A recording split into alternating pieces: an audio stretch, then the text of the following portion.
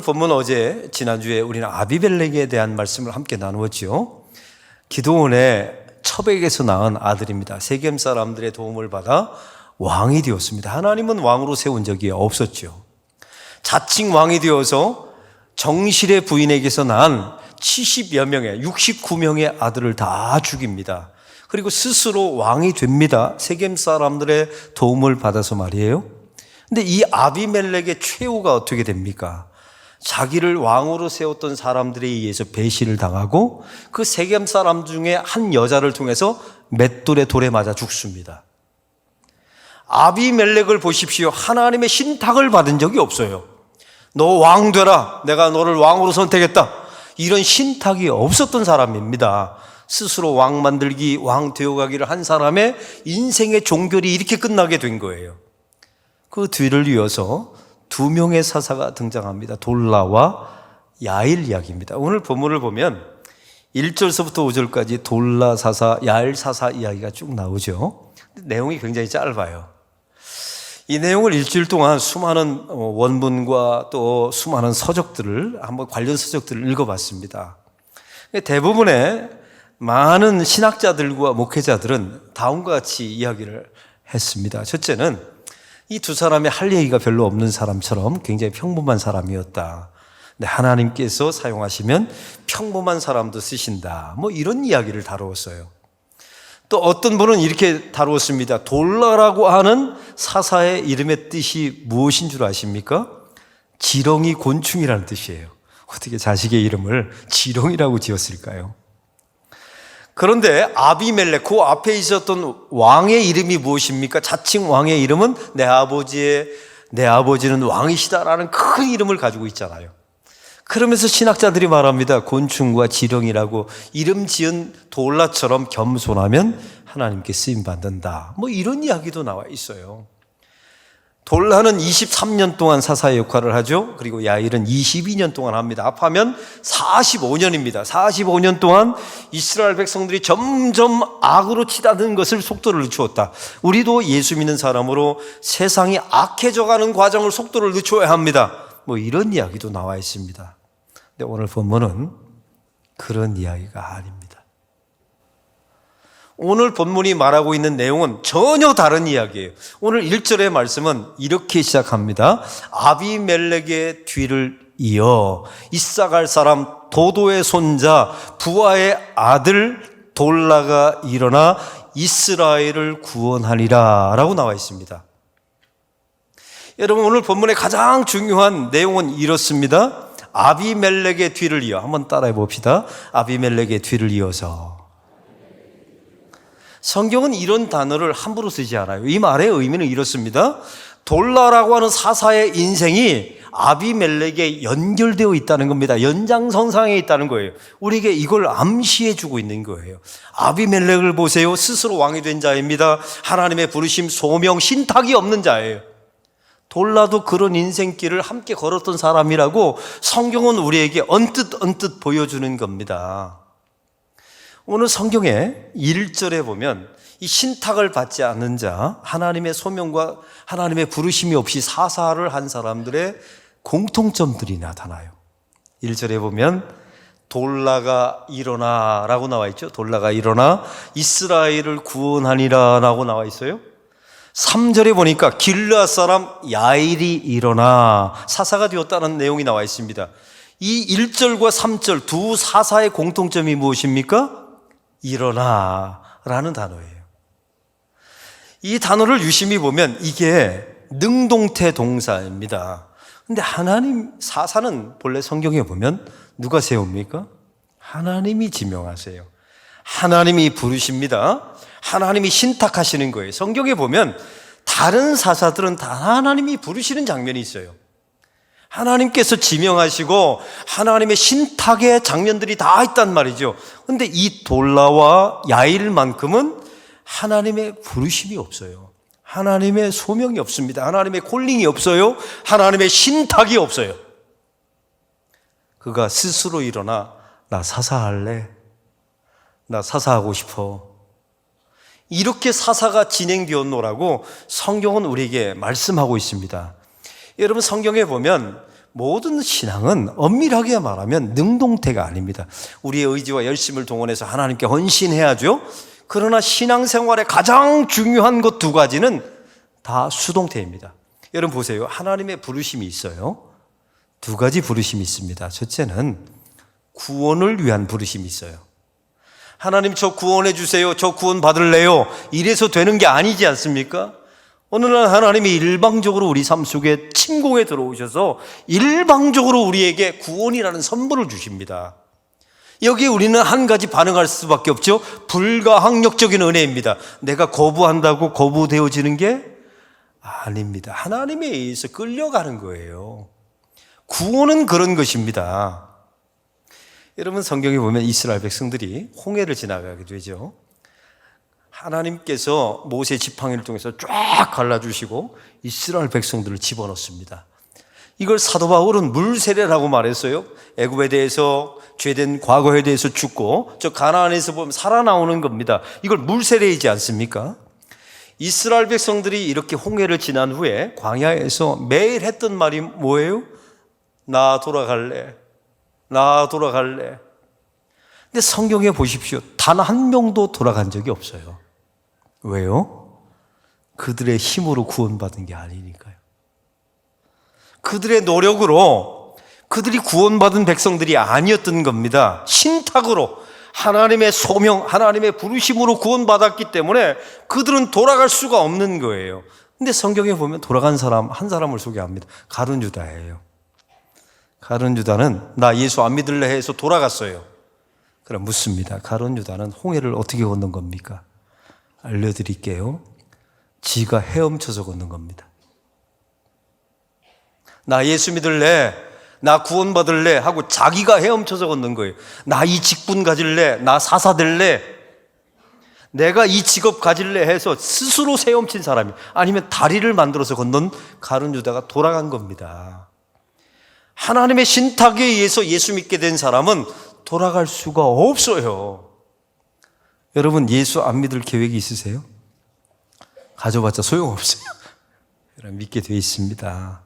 또한 하나님의 두 번째 부르심이 있습니다. 구원을 후에 우리의 사역을 위한 부르심이 있어요. 그래서 우리에게 직분을 주시고 우리에게 직업을 주시죠.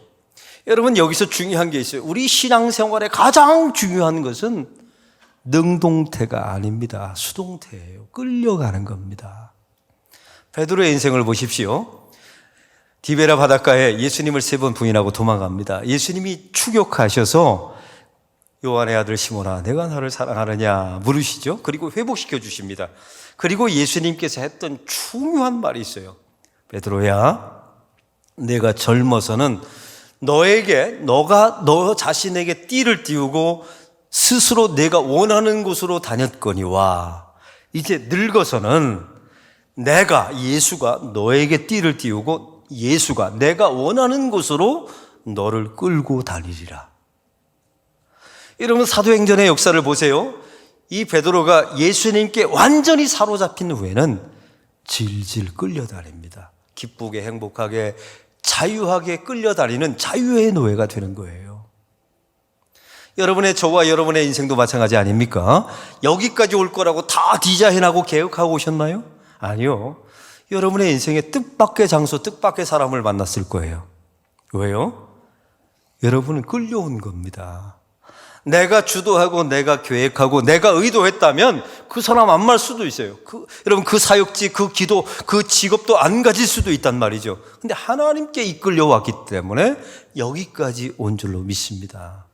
그럼 오늘 본문에 보면 하나님의 백성들은 다 이와 같이 신탁에 의해서 끌려다니는 인생임을 저와 여러분은 잊지 마셔야 합니다.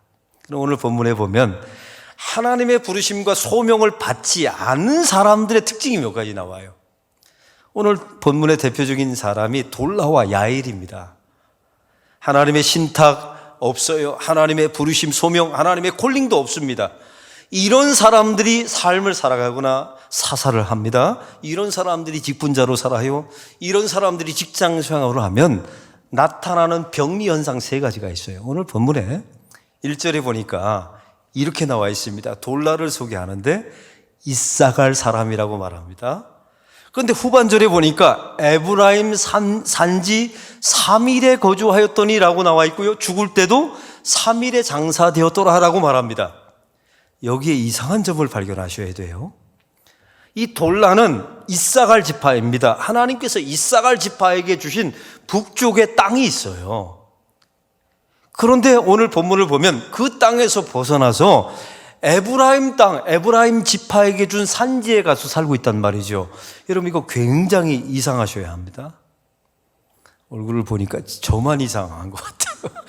이거 엄청나게 이상한 거예요. 이 족장 시대 때는 하나님이 각 지파별로 땅을 주었고 거기에서 살게 돼 있어요. 그 땅을 벗어나면 기업도 무르지 못합니다. 부모가 죽었을 때 유업으로 받지도 못해요.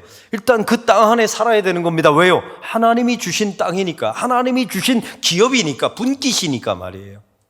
근데 오늘 본문에 보니까 이 돌라가 이사갈 자기 지파의 땅을 버리고 저 에브라임 지파의 땅에 가서 살고 있습니다. 왠 줄 아십니까? 그 당시에 에브라임 지파가 아주 강성했거든요. 숫자도 많습니다. 부귀합니다. 땅의 넓이도 훨씬 컸었어요. 그게 부러워서 그 옆에 가 있는 겁니다. 여기서 우리에게 중요한 메시지가 있어요. 하나님의 소명을 받은 자, 하나님의 부르심과 신탁을 받은 자들은 남의 자리를 탐내지 않습니다. 지금 현재 나에게 주어진 것을 굉장히 감사하고 자족합니다. 나에게 주어진 매일매일의 삶을 하나님이 주신 유업이라고 섬기면서 살아갑니다. 남의 땅을 기울이지 않아요. 남과 비교하지 않습니다. 남과 경쟁하지 않아요. 그래서 열등감도 가지지 않고 우월감도 가지지 않아요. 왜? 비교하지 않으니까 말이죠. 근데 소명과 부르심과 신탁이 없는 자는 항상 남의 인생을 탐냅니다. 항상 다른 사람들이 좋아 보여요. 다른 사람이 가진 땅이 넓어 보입니다. 다른 사람이 가지고 있는 힘이 멋져 보여요. 그래서 그 땅에서 기웃기웃거리는 거예요. 이게 소명 없는 자, 부르심이 없는 자, 신탁이 없는 자들입니다. 신탁이 있는 자들은 하나님이 주신 그 길을 묵묵히 갑니다. 할렐루야. 비교하지 않아요. 속도에 대해서 고민하지 않습니다. 하나님이 주신 길을 묵묵히 갑니다.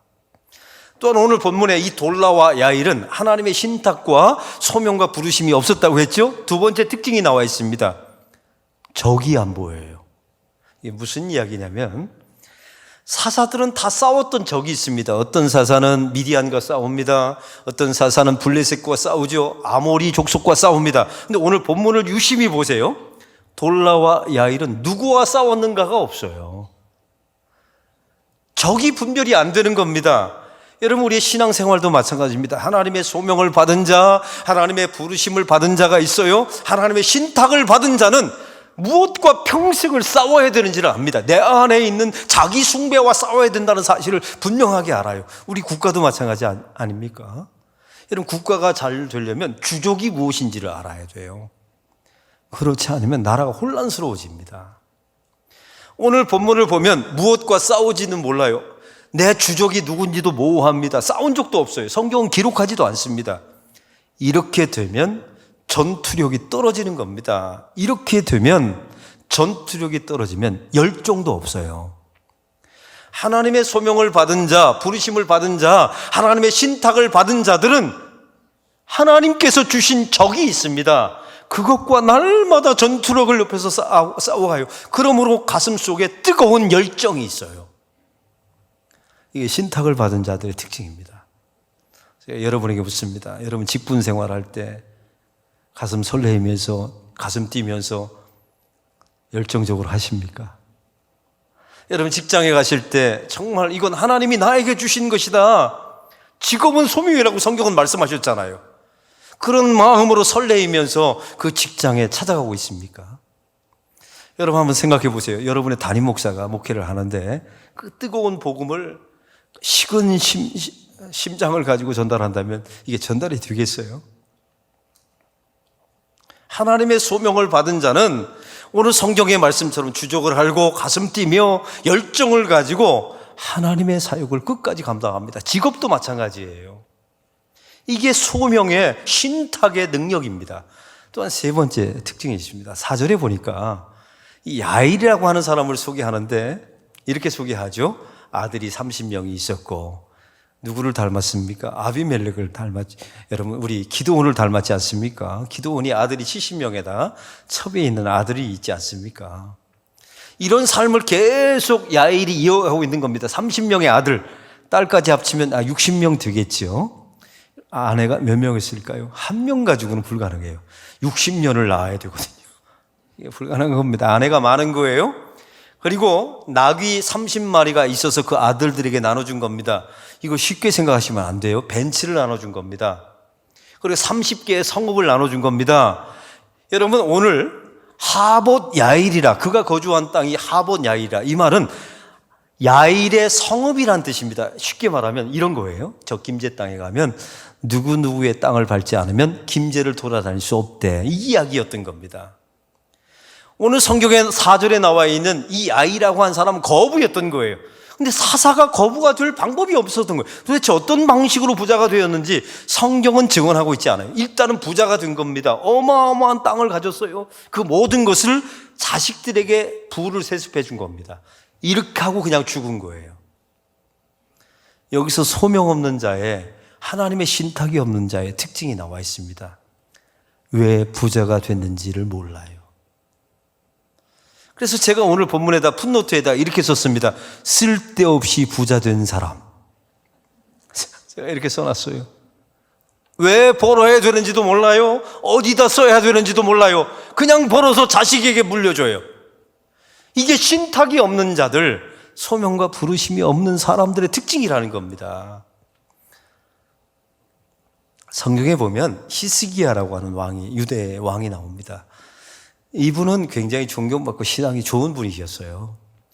근데 열왕기하 20장에 보면 중병에 걸립니다. 그때 하나님께서 선지자를 통해서 너는 죽게 될 것이다, 하나님이 말씀하시죠. 그때 히스기야가 벽에 돌아서서 하나님, 저를 불쌍히 여겨주시고 제가 했던 선한 일을 기억하시사 살려달라고 기도해요. 근데 하나님께서 그 기도를 들어주시사 15년을 연장시켜 줍니다. 이런 사건을 보면 우리도 기도하면 연장된다더라, 여러분, 그런 메시지가 아닙니다. 히스기야의 15년 연장된 삶을 보셔야 돼요. 막판에 그는 완전히 우상 숭배에 빠집니다. 엉망이 돼요. 이것이 다가 아닙니다. 하나님께서 생명을 연장시켜 주신 그 15년 동안에 아들을 하나 낳아요. 아들을 하나 낳았는데 그게 므낫세입니다. 이 므낫세는 유대 왕 중에서 가장 악한 왕이에요. 어느 정도로 악하냐면 우리가 알고 있는 이사야 선지자를 톱으로 켜서 죽인 자입니다. 여러분 보세요. 히스기야 왕이 15년 연장시켜 놓은 가운데 우상 숭배에 빠졌어요. 아들을 낳았는데 그 아들이 이사야 선지자를 톱으로 켜 죽는 그런 일들이 연장된 15년 안에 벌어진 겁니다. 그래서 제가 거기다 그렇게 써놨어요. 쓸데없이 오래 산 왕. 그럼 하나님께서 왜 히스기야 왕의 생명을 15년 연장시켜 주셨는지 아십니까? 남유다의 역사를 15년 늘려준 거예요. 회개할 기회, 돌이킬 수 있는 기회를 연장시켜 준 것뿐입니다. 사랑하는 성도 여러분, 오늘 본문을 보십시오. 하나님의 신탁이 없는 자가 등장합니다. 돌라와의 하나님의 부르심과 소명이 없습니다. 나 사사할래? 이래서 된 사람들이에요. 이런 사람들은 45년 동안 다스렸지만 쓸데없는 시간이 되어버린 겁니다. 쓸데없이 부자가 되었어요. 남의 땅을 기웃거립니다. 다른 사람과 비교하고 경쟁합니다. 나의 것으로 만족하지 않아요. 매일매일 주어진 나의 삶에 대해서 의미를 부여하지 않습니다. 그리고 주족을 몰라요. 무엇과 싸워야 되는지도 몰라요. 열정도 없습니다. 제가 여러분에게 묻습니다. 이런 길을 가시렵니까? 제가 청소년 사역을 전도사 때 할 때 아이들하고 제자 훈련을 할 때가 있었어요. 근데 아이들이 공부를 열심히 하려고 주일날 잘 안 나오더라고요. 근데 불러다 모아놓고 이제 물었습니다. 공부를 뭐하러 하냐? 목사님 대학 가려고 하죠. 그럼 대학은 뭐하러 가려고 하냐? 취직하려고요. 취직해서 뭐 할 거냐? 돈 벌지요. 돈 벌어서 뭐 하냐? 장가 가지요. 장가 가서 뭐 하냐? 애 낳지요. 애 낳아서 뭐 하냐? 그 애 장가 보내지요. 그 다음에 뭐 할 거냐? 늙지요. 그 다음에 뭐 할 거냐? 죽지요. 그럼 처음과 끝을 연결해 봐라. 너 왜 공부하냐? 죽지요. 우리가 정말 이 길을 가야 합니까?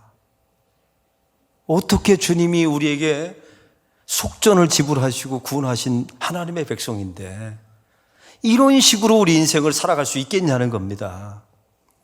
그러면 하나님의 신탁과 부르심은 뭐 놀라운 기적을 통해서 동일아 뭐 해라 무슨 직업 가져라 이렇게 말씀하시는 게 아니에요. 성경 전체를 보면 이렇게 요약할 수 있습니다. 여러분 잘 경청하십시오.